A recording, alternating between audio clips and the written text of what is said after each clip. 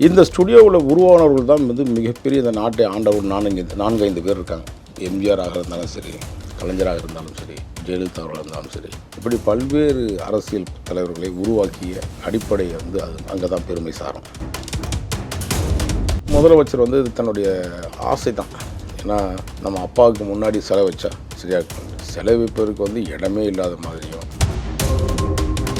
இவங்கெல்லாம் என்ன வேலைக்கு வந்திருக்காங்க? ஐஏஎஸ் படிச்சுட்டு வந்து என்னத்துக்கு வந்திருக்காங்க? மக்கள் பணி செய்யடான்னா இந்த மாதிரி உட்காந்து கட்ட பஞ்சாயத்து பண்ணிக்கிட்டு மற்ற மக்களை மிரட்டிக்கிட்டு இவெல்லாம் எதுக்கு ஆட்சியர்? மாவட்ட ஆட்சியருக்கு என்ன தகுதி இருக்குது? நீ பிரசாத ரிசைன் பண்ணிவிட்டு ஸ்டாலின் கூட போய் வந்து நீங்கள் போட்டி போடு. திமுக ஏதோ இன்னைக்கு தான் இந்த லேண்ட் மேட்டர்லாம் தலையிடுறாங்கன்னு கிடையாது. திமுக துவங்கப்பட்ட காலத்திலிருந்து இது வந்து கண்டினியூவாகவே இருக்குது. நல்ல முதலமைச்சராக இருந்தால், சூடு சோழனையாக இருந்தால், உண்மையாகவே நீ வந்து கருணாநிதி மகன் இருக்கிற சூழ்நிலையாக இருந்தால் நீ என்ன பண்ணிருக்கணும்? இன்றைக்கி மறுத்துக்கணும்ல, அப்படி ஒரு விஷயம் செய்யலை.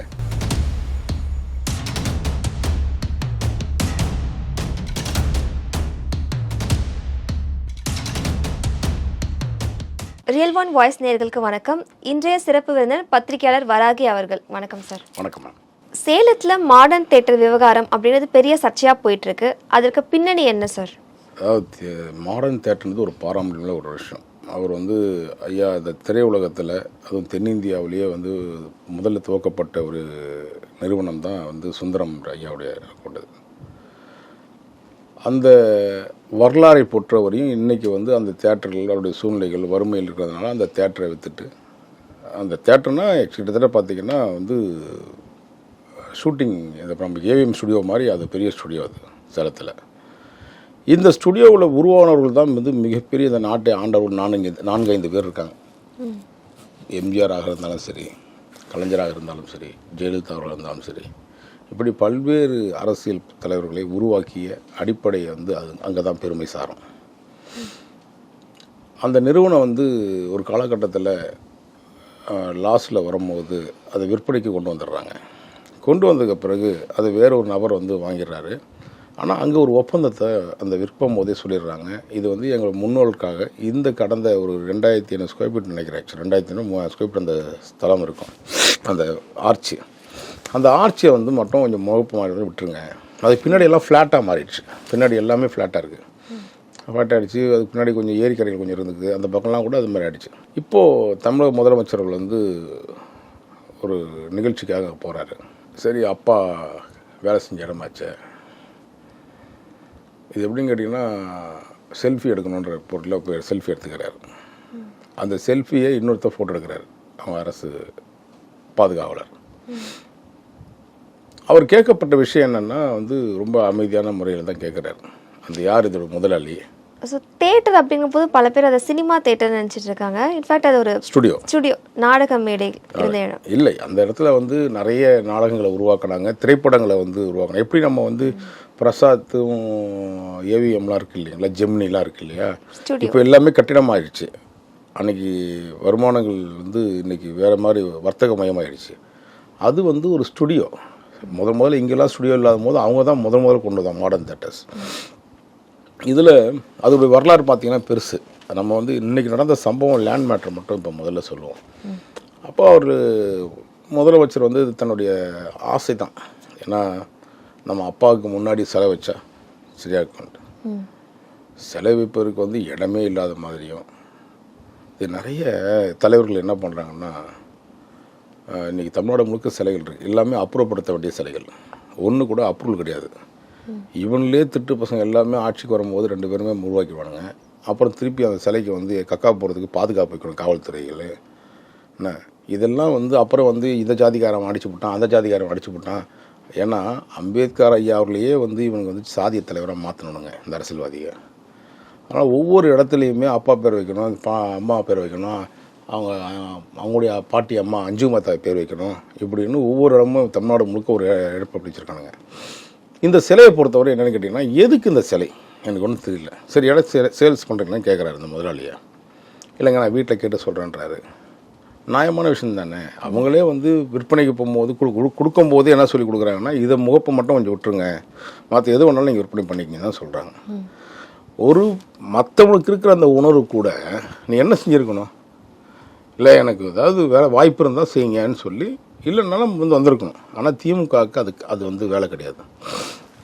அதுவும் அந்த சேலத்தினுடைய மாவட்ட செயலாளராக செயல்படுற மாவட்ட ஆட்சியர் இருக்கார் இல்லையா, ஐஏஎஸ் ஆஃபீஸர் ஒருத்தர் கார்த்திகேயன் நினைக்கிறாருங்களா, அந்த ஐஏஎஸ் ஆஃபீஸர் வந்து அந்த இடத்துல ஒரு உரிமையாளரிடம் போய் கேட்குறாரு, இவங்கெல்லாம் என்ன வேலைக்கு வந்திருக்கானுங்க, ஐஏஎஸ் படிச்சுட்டு வந்து என்னத்துக்கு வந்திருக்கானுங்க,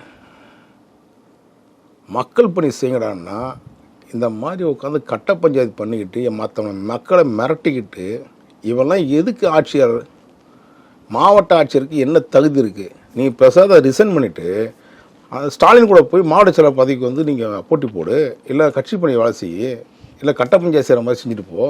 அரசு சார்பாகவும் மக்கள் சார்பாகவும் செயல்படாமல் கட்சிக்காக செயல்படுறாரு அப்படின்ட்டு ஒரு தலைபட்சமாக செயல்பட மாவட்ட ஆட்சியர் தான் சொன்னேன். நான் பல்வேறு ஊடகங்களில் சொல்லியிருக்கேன், பல்வேறு விதமான நம்முடைய ரியல் ஒன் ஊடகத்திலே சொல்லியிருக்கேன்.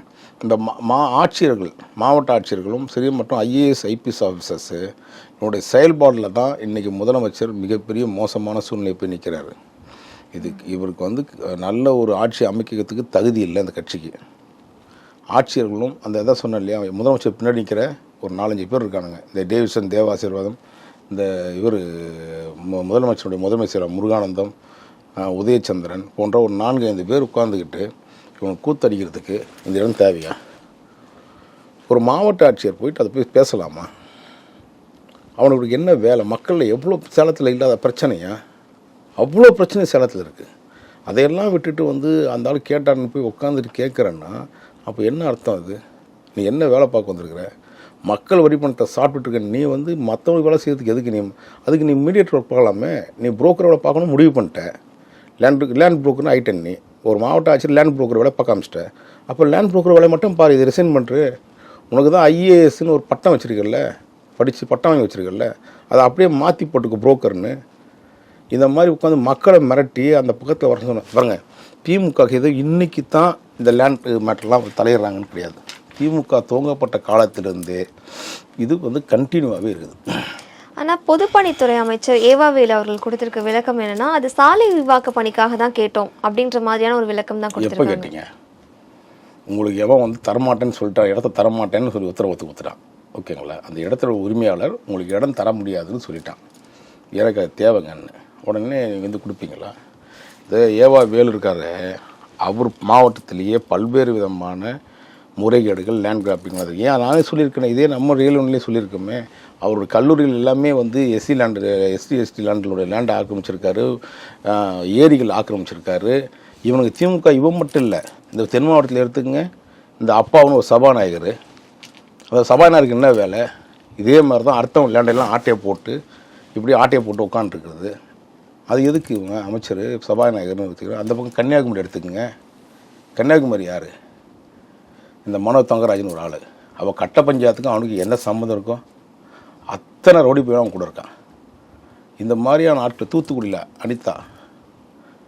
இப்போ நான் தான் கடந்த இதில் சொல்லியிருக்கேனே, அப்பாவுடைய விஷயங்களில் நம்ம நாங்குநேரி டூ வந்து காவக்கடை போகிற வழியில் பல கோடி ரூபாய்க்கு மேலே இருந்தாலும் மிரட்டி இடத்தையும் வாங்கியிருக்கிறான். அவன் மேலே எஃப்ஐஆர் இருக்குது அப்பாவு மேலே. அந்த எஃப்ஐஆர் நான் திரும்ப வந்து வழக்கு போடுறதுக்காக வச்சுருக்கேன், ரெடி பண்ணிகிட்ருக்கேன். ஏன்னா அதை க்ளோஸ் பண்ணிட்டாங்க அந்த ஆட்சி வந்ததுக்கப்புறம். இந்த மாதிரி தமிழ்நாடு முழுக்க இதே சேலத்தில் இதே திமுக அரசு அங்கம்மாள் காலனின்னு ஒரு ஏரியாவை ஆக்கிரமித்தாங்க. கிட்டத்தட்ட 20,000 ஏக்கர் இடத்த எடுத்தாங்க சதுரடியை. இது ஜெயலலிதா அம்மையார் தான் மீட்டு கொடுத்தாங்க அந்த விஷயத்தை, ஓகேங்களா? அப்போது அவங்க ஆட்சி பொறுப்பு வந்ததுக்கப்புறம் அதை மீட்டு கொடுத்தாங்க. இல்லை, அதாவது இந்த நில அகப்பிரிப்புன்றது வந்து இங்கே இல்லை, தமிழ்நாடு முழுக்க திமுகவுடைய முக்கிய பிரதானமே அடுத்த லேண்டை வந்து ஆட்டைப்படுவாங்க. இதெல்லாம் எந்த அளவுக்கு இருக்கும், சாத்தியமாக இருக்கும்? உங்களுக்கெல்லாம் பாவம்ன்றது என்னன்னு தெரியாதா? உங்களுக்கு பணம் தான் பிரதானம் வந்தால் பல தொழில் இருக்குது, அதை போய் பார்க்கலாமே. நீங்கள் அடுத்தவங்க லேண்டு மேலே இருக்கிறது உங்களுக்கு என்னடா ஆசை? உங்களுக்கு சொந்தமாக உழைச்சி சம்பாதிக்கணும் என்ன கிடையாது. அடுத்தவங்களை ஆட்டையை போட்டு பார்த்தே பழக்கப்பட்டது தான் அந்த திமுக அரசு. அதனால் இதெல்லாம் திமுக அரசுன்னு பற்றி மக்கள்கிட்ட ரொம்ப ஈஸியாக போய் ரீச் ஆகிடுச்சு. நீங்கள் ஒன்றும் வேணாங்க, ஒரு சின்ன விஷயம் சொல்கிறேன். சமீபத்தில் பார்த்தீங்கன்னா இந்த குடியாத்த குமரன், இந்த ஒரு குடியார பையன் வந்து இந்த துரைமுனை எதிர்த்து சொன்னான். என்ன சொன்னான் அந்த ஆள்? 60,000 கோடி கிட்ட ஊழல் பண்ணியிருக்கான்ட்டு. அது என்னாச்சு? ஏன் சைலண்ட் ஆகிட்டானுங்க? மக்கள்கிட்ட மறைச்சிட்டானுங்களா? மக்களுடைய மறந்துட்டான்னு வச்சுட்டீங்களா? அவர் வெறும் வீடியோ தானே சார் போட்டிருக்காரு. ஃபார்மலாக கம்ப்ளைண்ட் பண்ணல, எதுவும் பண்ணல இல்லைங்களா? அவன் கட்சிக்காரனை மிரட்டிட்டானுங்க இல்லை, அவனுக்கு ஆக்வர்ட் பண்ணிட்டானுங்க, போலீஸை வச்சு மிரட்டி அவனை இது பண்ணிட்டானுங்க. ஆனால் அவன் சொன்னது வந்து பொய்யா உண்மையானு அவனை கூப்பிட்டு விசாரிக்கணும்ல. நீ கட்சி விட்டு நீக்கிட்டால் மட்டும் போதுமா? ஏன் மத்திய அரசில் இருக்கக்கூடிய அமைப்பு வரணும் இல்லை உள்ள? ஒருத்தன் மேலே ஏற்கனவே துரைமுருகன் பல கோடி ரூபாய் வந்து இந்த மணல் சம்மந்தப்பட்டவங்களில் அந்த மணல் மாஃபியாக்கள் இருக்கிறாங்கல்ல, இந்த 3 பேர் முப்பெரும் மூதேவிகள், ராமச்சந்திரன், கரிகாலன், அந்த ரத்தனம்ன்றது, அவனில் வந்து அவனுக்கு முழுக்க பேக்கப் இருந்தது துரைமுருகன் தான். இன்றைக்கு வரையும் எடுக்க முடியாதுல்ல அவன் சொன்னது அந்த குடியாரனுக்கான அவன் சொன்னது நான் அது உண்மையாக இல்லையான்னு தெரியணுமா வேணாமா? ஏன் மூடி மறைக்கிடுச்சு? சரி, அதெல்லாம் தாண்டி விடுங்க. இன்றைக்கி இதே இடத்துக்கு வந்துடுவோம். நம்ம முதலமைச்சர் இவ்வளோ பெரிய குற்றச்சாட்டு தமிழ்நாடு முழுக்க இது பரவி உலகம் முழுக்க தெரிஞ்சிட்ருக்கு இந்த லேண்டு மேட்டில், மாடர்ன் தேட்டர்ஸில். ஏன் உங்களுக்கு வந்து மறுப்பு கொடுக்க முடியல? ஒத்துக்கிறேன் தானே அர்த்தம். நீ நல்ல முதலமைச்சராக இருந்தால், சூடு சொரணையாக இருந்தால், உண்மையாகவே நீ வந்து கருணாநிதியுடைய மகன் இருக்கிற சூழ்நிலையாக இருந்தால் நீ என்ன பண்ணியிருக்கணும்? இன்றைக்கி மறுத்துருக்கணும்ல.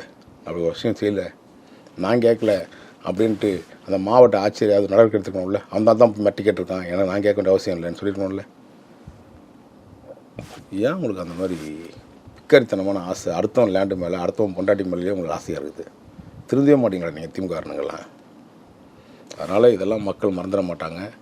வரக்கூடிய நாடாளுமன்ற தேர்தலில் இது எல்லாம் எதிரொலிக்கும் மிகப்பெரிய விபரீதத்தை அவர்கள் அனுபவிப்பார்கள். எங்களோட பல கேள்விகளுக்கு உங்கள் நேரத்தை செலவழித்து பதில் அளித்ததுக்கு நன்றி சார். வணக்கம்.